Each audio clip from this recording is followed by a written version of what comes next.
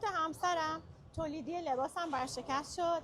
رفتم پی نقاشی ساختمون، تعمیرگاه و در نهایت رسیدم به این قضا بساط ساده.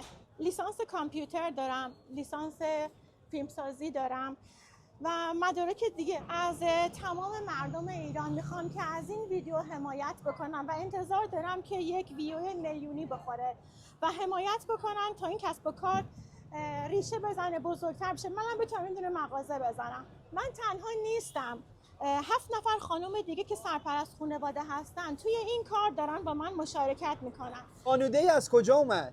از خانمی که در دیما متولد شده و خیلی سرسخته. خودم. یه چیزی به من گفتید قبلا زندگیتون خیلی فرق داشت با الان. آره، یه زندگی سبک زندگی قاجار بود دقیقاً.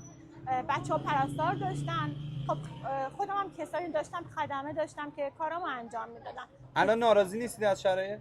نه، حتی احساس غرور هم دارم بابت این که با همه سختی‌ها اینو شرافتمندانه در آوردم. یکی از چالش‌هایی که ما توی کار باهاش برخورداریم جابجا کردن وسایل سنگینه و بار زدن هر روز است. دقیقاً عین اسباب کشی میمونه، روزی 2 مرتبه برای آوردن و برای برگردوندن وسایل. توضیح میدید چه لقمه‌ها اینجا دارید؟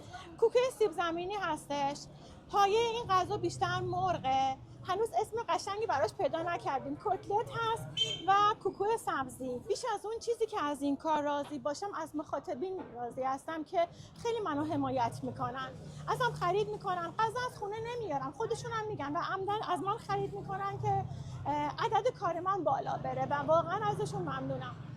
این فقط یک لقمه ساده نیست، باور کنید پشتش کلی انرژی هست، کلی حس عالی هست که فروش بره، خوششون بیاد، زیادتر بشن مشتریا. من علاوه بر اینکه سرپرست خانواده هستم 2 تا هم بچه دارم که عملاً بچه‌هام هم جز من کسی رو ندارم. یه نقاشی هم خودتون رو لباس خودتون انجام دادید، بهمون نشون میدید؟ ریخته بود، من برای اینکه بتونم استفاده کنم دوباره خودم نقاشی زدم روش. بانوده یه خانم خوش انرژی، خوش قلبه که کلی ساندویچ خوشمزه داره و مطمئنم ویدیوتون بالای 10 میلیون حمایت میشه و کلی مخاطب به صفحتون اضافه میشه و کسب و کارتون بزرگتر میشه. آدرس ساعت کاریتون هم میگید؟ ساعت کاری بین 10 تا بعد از ظهر، ساعت ممکنه 5-6 طول بکشه. آدرسمون هم هست بین ناصر خسرو و پله‌های نوروزخان، دقیقاً جنب حسام السلطنه بانک ملت. ما الان در دیوار بانک ملت هستیم.